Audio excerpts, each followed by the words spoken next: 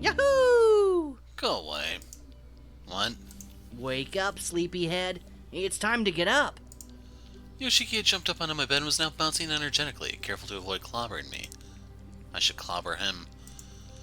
Given the circumstances, it was a miracle that I slept as soundly as I just had. Wished I was still asleep. It's time for breakfast. I can get my own breakfast when I wake up. Why do I have to come now? The captain thought it would be nice for us all to enjoy breakfast together for once. Tell the captain she's wrong. Yoshiki stopped jumping and sat on the end of my bed, smiling like a fool. So, what's for breakfast then? You don't even know. All I know is that the captain is cooking, and that's super rare. Well, we're all gonna die. Before die can get to us. Is she a good cook? Meh. You want me to go for something that's just meh? Technically, it's the captain that wants you to. And even though it's only passable, it only happens on special occasions. Guess with Kanashi's godlike powers in the kitchen, there's no need for anyone else to cook. Exactly. This is like a limited time offer that's been extended to you. Alright, I'm convinced. I live to eat another day. Live? That captain was very frank with her orders. If I were to fail to bring you to breakfast, she suggested I might be finding a new spaceship to live on. Come on, how hard could those be to find? Wait, seriously? I think it was a joke, but I don't want to take my chances. But I do. I don't either. Maybe next time you should open with that to get me up sooner. Aw, bestie. You must really love me. Yoshiki pounced onto me, trapping me in a tight bear hug. I'll tell the captain you are on your way. See you soon, bestie. I locked the door behind him. Yoshiki skipped out of my quarters. Wish I could siphon off even a portion of his energy. I heaved myself out of bed and pulled my hair up into a rough ponytail before heading rather hastily to the dining hall. I arrived to find just the captain and Yoshiki. Good morning, Captain. Good morning. I trust you are well rested? Amazingly well, considering everything I've witnessed. Splendid. Where's everyone else? Everyone else? Oh, I guess I just assumed that when Yoshiki said we, he meant all the crew. Heavens no. I do not want to cook for so many people. I am sorry to disappoint you. Summary of the ship, am I right? Sorry, bestie. Maybe I wasn't clear enough. It's just us three. No, I'm not disappointed. In fact, this is far more intimate. I like it. I saw a smile flicker in the corner of the captain's face as she reached over the table to unveil her cooking efforts. Cooking is not my forte, but I have made breakfast tacos. Breakfast tacos? Yoshiki leaned in and whispered so the captain couldn't hear him. She just means pancakes, really. But she likes to fold them in half and eat them like tacos. That's kind of strange, but also adorable. She's done it ever since we were children. Yoshiki! Yes, Captain? What are you whispering about? Nothing. I was just telling her how much I love your breakfast tacos. Her slightly raised brow told me that she didn't believe him, but she didn't pursue the matter further. I've assembled all the toppings you could possibly want. Strawberries, chocolate, and my favorite, sugar. Hello, carbs. Wait, just sugar? My mother always told me that I should have some lemon juice with the sugar, but I believe they are sufficient with just the sugar. I watched in amazement as the captain poured sugar onto a pancake, which he then proceeded to fold in half and eat as if it were a taco, while excess sugar rained out of the far end. I looked over and saw to my horror that Yoshiki was doing the same thing. Fine, why not? I've been eating reconstituted meals for most of my life, at least this looks fun. I hope you enjoy it. I folded my sugar pancake breakfast taco monstrosity and bit into it. It was a little dry in places, but it was surprisingly good. Wow, this is pretty good. Thank you. So I think we were supposed to have said that out loud instead of in the thought bubble. I finished my mouthful and seized the opportunity provided by the long conversation.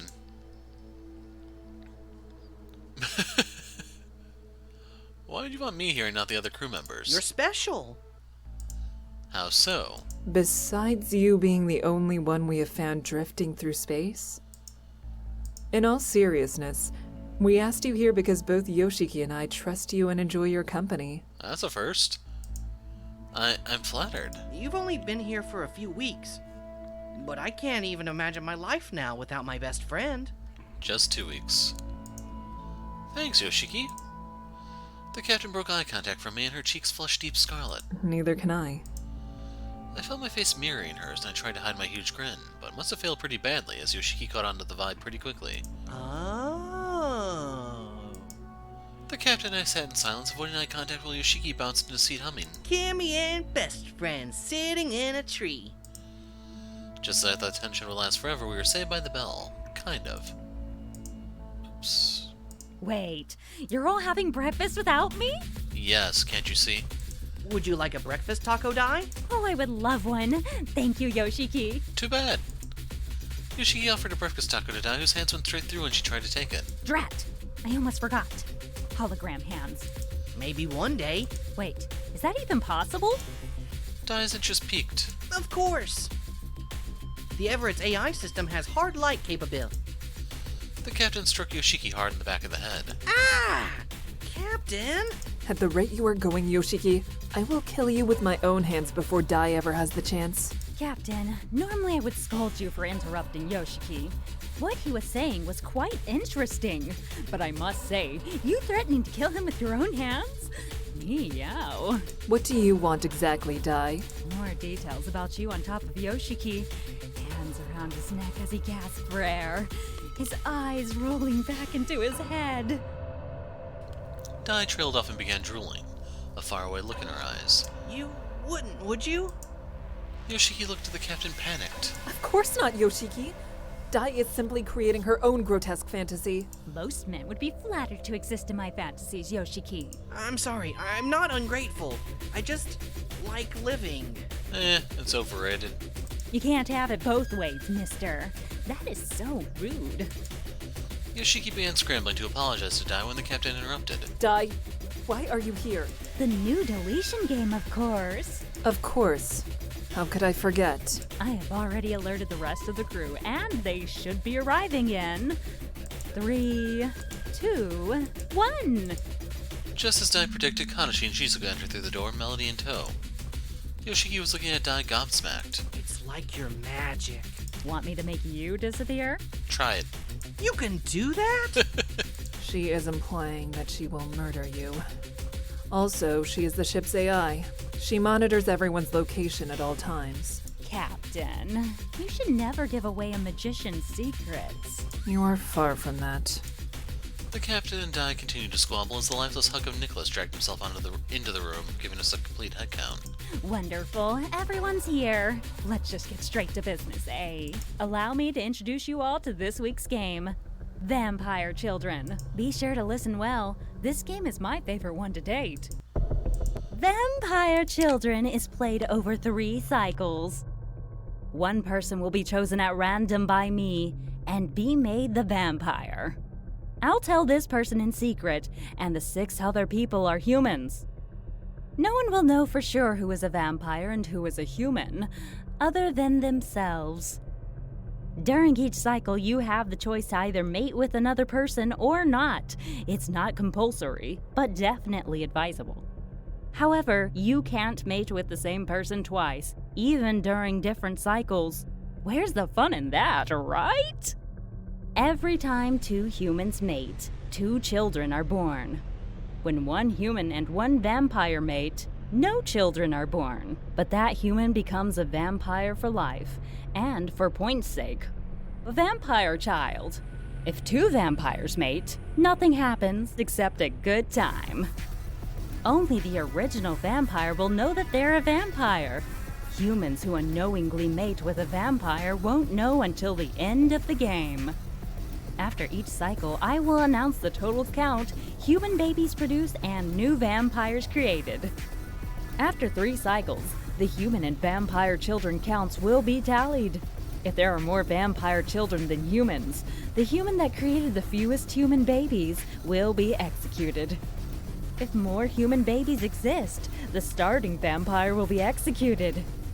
Now, 1 versus 6 can seem lonely, so here's my offer to the soon-to-be vampire.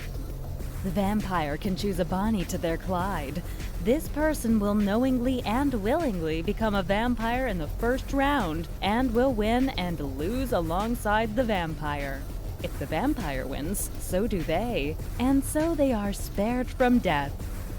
But if the vampire loses, so does that person, and we have a double execution. Be careful though, your Bonnie and Clyde dreams may be short-lived, and your partner might out you as the vampire. So, tell others at your own risk. I will notify you of your human or vampire status sometime before the game begins on Sunday morning. This is my favorite game to date. Any questions? Need me to repeat? Oh, that took forever. We're good. Excellent. Di suddenly zapped out of the room and the broadcast opened overhead where we could all hear Di using her best customer service voice. We understand that you have a choice in Deletion Game Carrier and want to thank you all so much for choosing the Die Deletion Game service. We murder for your satisfaction, and we look forward to servicing you again this Sunday. I left the dining hall contemplating the game. What if I was the vampire? Who would I pick to play with me? Run! Huh? What? Why? I rubbed my eyes frantically as I jolted awake. What the hell is that? This has to be your fault somehow, Yoshiki! I didn't know this would happen. I was standing in a pile of rubble as I watched two huge robots fighting, one that resembled Di and the other a rice cooker? I stood in disbelief as the two robots clashed. The Di robot was using a large spinning metal pizza cutter like a saw, piercing the rice cooker. How is this even possible? Where was I? Heroine? Heroine? This is... Heroine. Huh?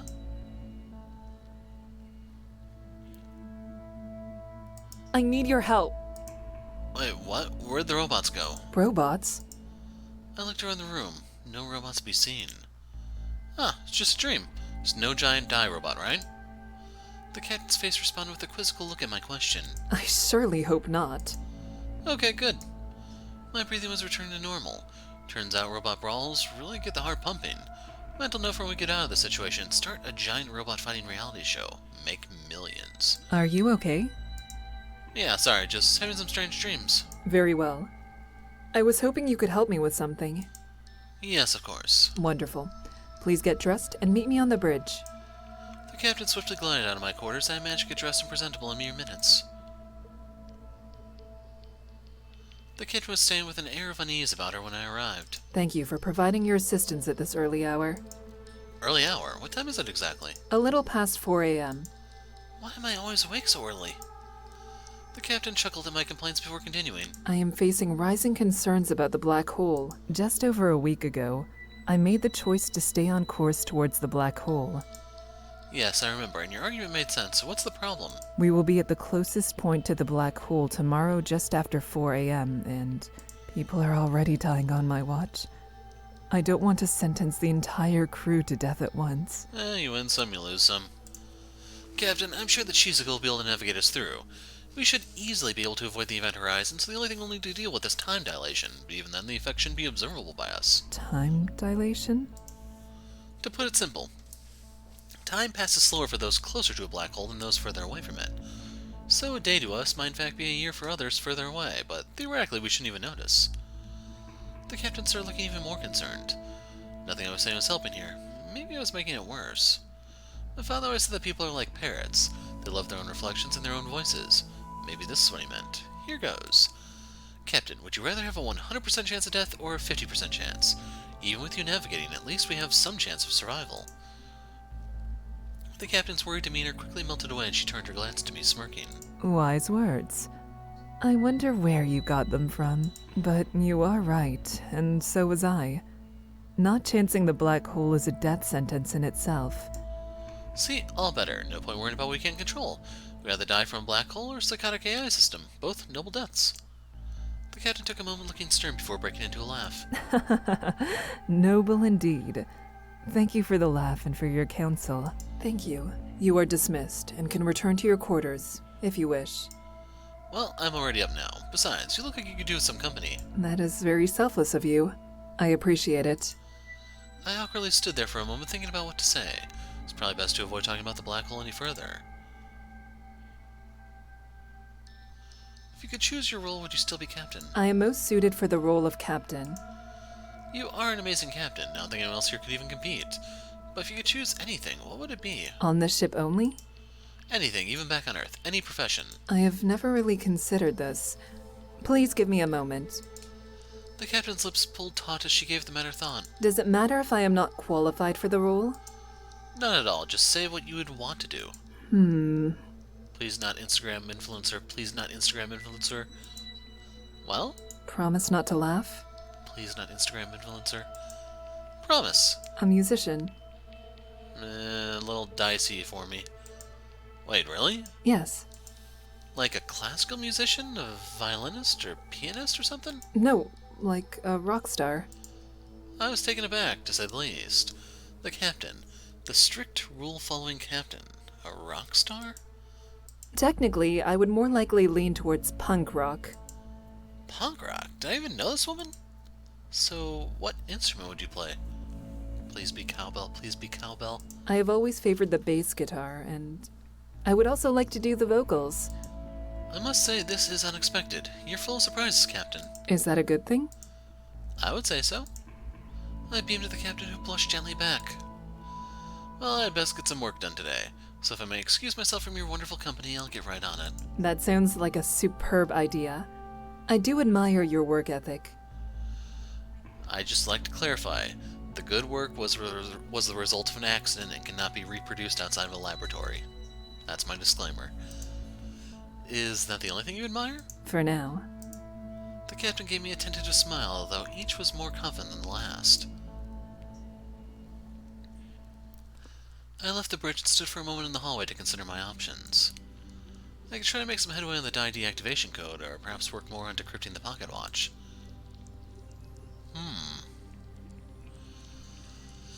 Let's go for the deactivation code. Sounds more fun. I knew that die was the most pressing issue facing us right now. We need to shut down die. That's priority number 1. Well, that's just rude. Die appeared in front of me, suspended upside down from the ceiling. Die, what are you doing? Oh, this? I saw it in an old movie on the computer's archives. I think we're supposed to kiss now? Not happening. I'm not kissing you. Joke's on you. You couldn't even if you tried. I'm incorporeal. Whee! What do you want, Die? What do I want? I just overheard you plotting my demise, which I'm still taking seriously, even though you were talking to yourself. Cuckoo. Die swung upright while making crazy faces that were meant to provoke me. Seriously, though, who talks to themselves? You know you can have that conversation in your head, and then we won't all think you're crazy. Listen, the only reason I talk to myself is because from time to time I need the opinion of an expert. It's just for the sake of clarity. It's because you're lonely. No friends, right? Like, who can you really trust on this ship? Who could ever be lonely with you hanging around all the time, Die? Aw, that's so sweet. Now I wish I could kiss you. No, wait. Kiss is the wrong word. Strangle? Yeah, strangle. I can relate. What do you want, Die? I have things to do. Ah, yes. In regards to your busy schedule of die murdering, I came to save you some time. You can't. What? There's no way to shut me down. Well, specifically, there's no way that anyone on this ship will ever have the required permission to access the data required to shut me down. So, don't bother. Enjoy your, what are likely your last days alive doing what humans do best. Eating, drinking, and converting oxygen into carbon dioxide. Dioxide? Oh my god. That killed me more inside than anything else in the game. I will beat you, Die. Rawr. Girl, you're making me all hot and bothered up in here. Die closed the distance between our faces until there was barely an electron's width to spare. I welcome the challenge. With those words, Die scattered into glimmering light particles, my hope vanishing with her. She's almost certainly right. Suppose my time would be better spent on the watch. I turned back towards the lab to give the pocket watch another once-over. I pulled a stool out from under one of the benches and started swiping through the tablet and rummaging through papers. It was always the same stuff. Pocket watch, interdimensional travel, resource solution, but never a mention of how it worked. wish my parents had been better note-takers. Just as the frustration was setting in, the captain entered. Hello. Captain, hello. How goes the research? I'm starting to question why I even bother. Not well then, I take it. Perhaps it might be time for you to take a break. I'm not sure I should. I was thinking of having an evening picnic in the Ego Lounge. Something sweet to eat, a stunning view, and hopefully some company. Sounds amazing. I'm pretty sick and tired of getting nowhere here. I'm sorry for that. But I would also be grateful for your company. So, what time is this evening picnic? Now. But it's all... I glanced at the time.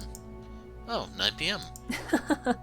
Yes, no one has seen you all day. Not even to eat. Guess I'm well overdue for a meal then. I suppose you are. I returned the precious watch to its usual place in my pocket and followed the captain out. When we arrived at the Eagle Lounge, I could see the captain had already prepared a picnic. A small red blanket lay on the hilltop along with an assortment of snacks and drinks. We sat on opposite corners of the blanket and admired the view in silence. What's on the menu? Today's picnic consists of a baked apple slice and fruit juice. Sounds delicious. Never tried an apple slice. It is one of my favorite dishes. Eaten so much amazing food ever since arriving on the Everett. One of the many benefits of having Katashi survive the deletion games. We'll have to fix that, won't we? We had best keep him alive. I enjoy eating like a queen. I must be honest. I have asked you here for a reason. Oh, it wasn't just to feed me? I feel betrayed. My joke made the captain smile, but I could almost see it did little to dispel her unease. Captain, what's wrong? We might die tomorrow. You might die tomorrow. Happens. That's how the game works. I need to get this off my chest before that can happen. What is it? I have very strong feelings for you. The captain struggled to get the words out, but she soldiered on. I was hoping that maybe you would like to share my quarters tonight? Captain? You can call me Kimi in my company. I'm sorry. I really shouldn't be so forward. Kimi, I would love to. Really? You're right. We might both be dead tomorrow, so let's make the most of tonight. Kimiko placed her hand on mine, sandwiching it between the soft blanket and even softer skin. Upon finishing our picnic, we wandered dreamily back to Kimiko's quarters. Thank you again. I smiled at the captain. Oh, one last thing. And I'm sorry if it seems pedantic. What's that? You have to sleep on the left side. The right side is mine. Why the right side? That way, when I wake up, I always get out on the right side of the bed. That wasn't how the expression worked, but I was sure she knew that. I smiled at how adorable she was. Very well, I'm sure that I can accommodate you. I laid the pocket watch gently on the bedside table before double-checking that I was definitely getting to the left side of the bed. It wasn't long before Kimiko slipped in beside me. I awoke to an empty bed. Naturally, Kimiko was already up and about. I rolled over and checked the time, 4:23 a.m. It appeared that I was setting a dangerous new precedent for my body. I turned over and forced my eyes shut, but there was an annoying light filling up the room. I opened my eyes to see what it was.